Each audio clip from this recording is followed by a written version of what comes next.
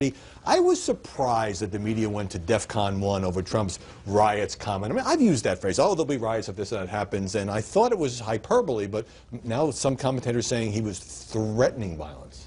Yeah, I had thought, wow, that's terrible, because I didn't see the actual comments myself until I went back and read them. And honestly, I had said something similar earlier in the week, that if the race, in this context, if the race were that close and Trump had just below the number needed to get the delegates, and you know the Republicans came in and swooped in with some other candidate, there would be mutiny, there would be chaos.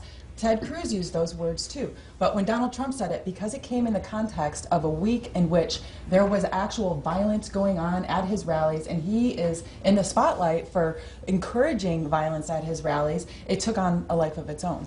What do you think, Gail? And also, this comes against the backdrop of many in the conservative media just pushing these endless scenarios about what could, should, might happen in Cleveland because they're in the never Trump camp.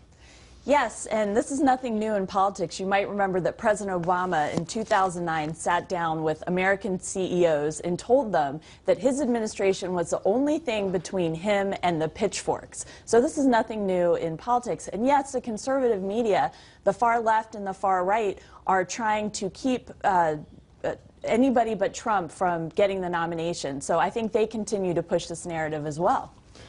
Joe, are the media underplaying the explosion of anger, not necessarily violence, but chaos is a good word, that would take place if deals are cut and Donald Trump is denied the nomination if he's close to the magic number? Absolutely. I mean, absolutely. Look, I've said it. I'll say it clearer.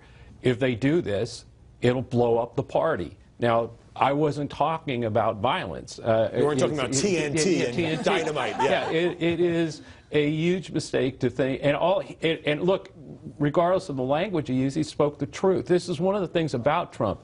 He speaks something that his followers believe is true, and that most of us believe is true, which is if they did this, there's going to be chaos and disruption and a lot of anger out there. And then the media responds by saying, oh my gosh, how could he say that? Which just reinforces him with his supporters and actually